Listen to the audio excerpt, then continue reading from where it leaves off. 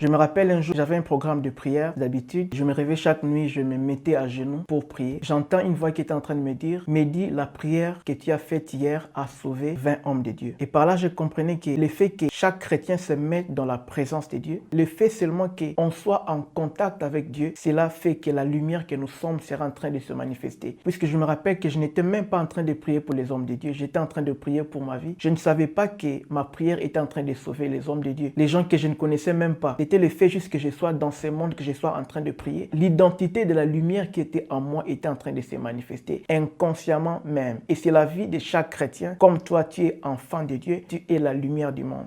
Salut à toi et bienvenue dans cette vidéo où je vais te parler de ce que tu es dans ce monde. Je viens te dire que tu es la lumière de ce monde comme Jésus-Christ l'a été quand il était sur la terre. L'œuvre que Jésus-Christ est en train d'accomplir sur la terre, maintenant c'est à toi de continuer cette œuvre. Nous voyons dans le livre de Jean 8, le verset 12, Jésus dit « Je suis la lumière du monde ». Et dans Matthieu 5, 14, il est dit ceci, « Vous êtes la lumière du monde ». Tu es la lumière de ta famille, la lumière de tes proches, la lumière de tous ceux qui vivent près de toi. Il a encore dit, celui qui me suit ne marchera pas dans les ténèbres, mais il aura la lumière de vie. De l'effet de te suivre aussi, puisque tu es la lumière du monde, tes proches ne marcheront plus dans les ténèbres, puisque tu es la lumière du monde. La lumière, c'est ce qui porte l'espoir là où il y a le désespoir, la joie là où il n'y a plus de joie, le fait d'amener la paix là où il y a les troubles. La lumière, c'est amener la guérison là où il y a la maladie. C'est l'effet d'apporter la vérité là où il y a les mensonges. C'est ce que tu es. Tes proches doivent bénéficier de la lumière que tu es. Je me rappelle un jour, j'avais un programme de prière. D'habitude, je me réveillais chaque nuit, je me mettais à genoux pour prier. J'entends une voix qui était en train de me dire, Mehdi, la prière que tu as faite hier a sauvé 20 hommes de Dieu. Et par là, je comprenais que le fait que chaque chrétien se mette dans la présence de Dieu, le fait seulement qu'on soit en contact avec Dieu, cela fait que la lumière que nous sommes sera en train de se manifester. Puisque je me rappelle que je n'étais même pas en train de prier pour les hommes de Dieu, j'étais en train de prier pour ma vie. Je ne savais pas que ma prière était en train de sauver les hommes de Dieu, les gens que je ne connaissais même pas. C'était le fait juste que je sois dans ce monde, que je sois en train de prier. L'identité de la lumière qui était en moi était en train de se manifester, inconsciemment même. Et c'est la vie de chaque chrétien. Comme toi, tu es enfant de Dieu, tu es la lumière du monde. Le fait de vivre dans ce monde doit faire en sorte que ton entourage vive cette lumière. Et après ça, quelques jours après, je me suis réveillé la nuit pour prier et je vois que j'étais tellement fatigué, je me suis dit non, je ne vais pas prier puisque je suis trop fatigué. Et au même moment, je vois une vision. C'était comme un écran et c'était Dieu qui est en train de me parler. Je voyais des dizaines de personnes et au même moment, j'écoute une voix dans mes oreilles en train de me dire « Regarde les gens qui attendent ta prière ». Et par là, j'ai compris qu'on est lumière du monde puisqu'on est enfant de Dieu, qu'on le sache ou pas. Si ce jour-là, je n'avais pas reçu cette révélation, je n'allais même pas être conscient de cela. Dieu n'a pas besoin que tu sois toujours conscient de cela. C'est tout enfant de Dieu qui doit manifester la lumière. Et c'est normal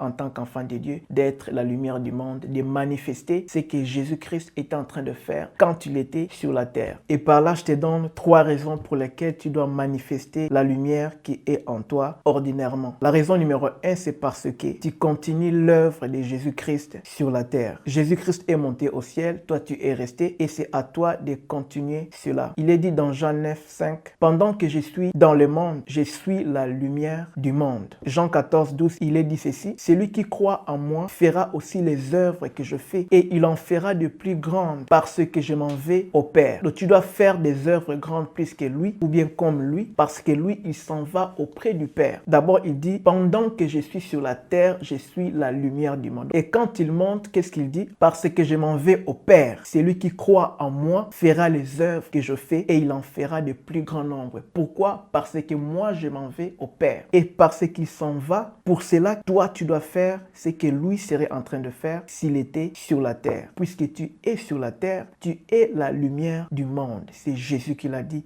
Tu es la lumière du monde. Et la deuxième raison pour laquelle tu dois manifester ordinairement cette nature de la lumière que tu es pour le monde, c'est que parce que ce n'est plus toi qui vis, c'est Jésus-Christ qui vit en toi. Il est normal de produire la nature de Jésus-Christ, le caractère de Jésus-Christ, la puissance de Jésus-Christ, puisque ce n'est pas en réalité toi qui le fais, c'est lui qui est en toi. Et le fait que tu laisses Jésus-Christ en toi se manifester, ça sera ordinaire que cette nature-là de lumière du monde que tu es puisse se manifester. Puisque en réalité, ce n'est pas toi qui vis, c'est Christ qui vit en toi. Je me rappelle d'un verset où Paul était en train de parler. Ce n'est pas moi qui pêche, mais c'est le péché qui vit en moi. Donc le fait que le péché puisse être dans la vie de quelqu'un, cela fait en sorte que ces péchés puissent agir. Et ça ne sera pas l'homme, mais le pouvoir du péché. Tu peux voir quelqu'un qui aimait peut-être Dieu, s'est retrouvé dans les vols, dans le mensonge. Pas parce qu'il aime le mensonge, mais c'est parce que le péché est en lui. Paul est en train de dire, ce n'est pas moi qui fais le mal, mais c'est le péché qui est en moi. Si quelqu'un qui était incapable de pécher pouvait se donner au péché parce qu'en lui il y a le péché qui les commande, pourquoi pas celui en qui vit Jésus-Christ ne va pas produire la nature de Jésus-Christ, de la lumière du monde. Et tu es cette lumière puisque ce n'est plus toi qui vis, c'est Jésus-Christ qui vit en toi. Et la troisième raison, c'est que parce que tu portes la gloire de Dieu sur toi. Il est normal que tu produises la lumière que tu es dans ce monde puisque tu as la gloire de Dieu sur toi. Le monde, c'est normal de produire le péché puisque sur lui, il n'y a pas la gloire de Dieu. Puisque toi, tu as la gloire de Dieu sur toi,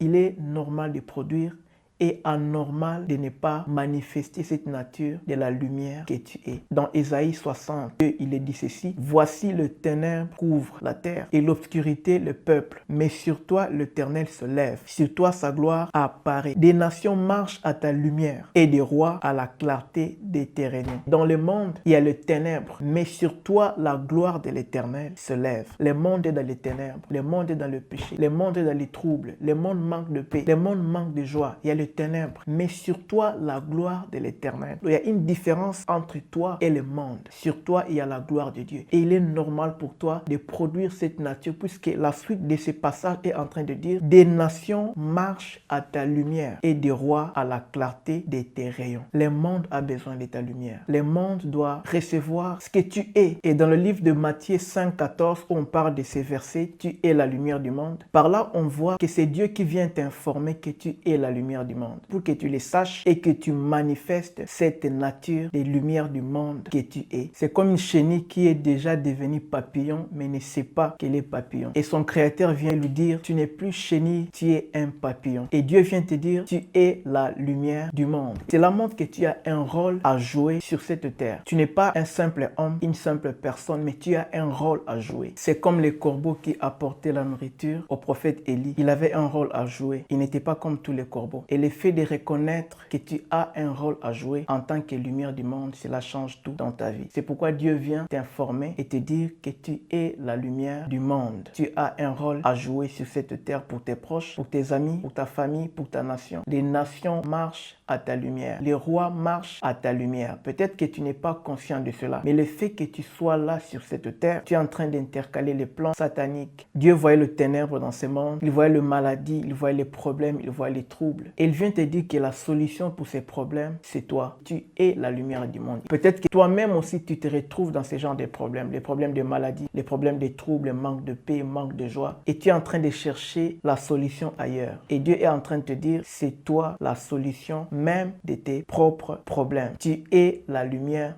du monde. Tu es aussi ta propre lumière puisque tu fais partie de ce monde. Et Dieu, il est venu pour que tu le saches et que tu manifestes cela. Dans le livre de Osée 4:6, il est dit: mon peuple est détruit parce qu'il lui manque des connaissances. Ce verset veut encore dire que comme tu as la connaissance, tu as la possibilité de ne plus être détruit. Et c'est pourquoi Dieu t'informe. Il vient te dire que tu es la lumière du monde. Et le fait que tu le saches, manifeste cela dans le nom puissant de Jésus-Christ. On se voit pour les prochaines vidéos.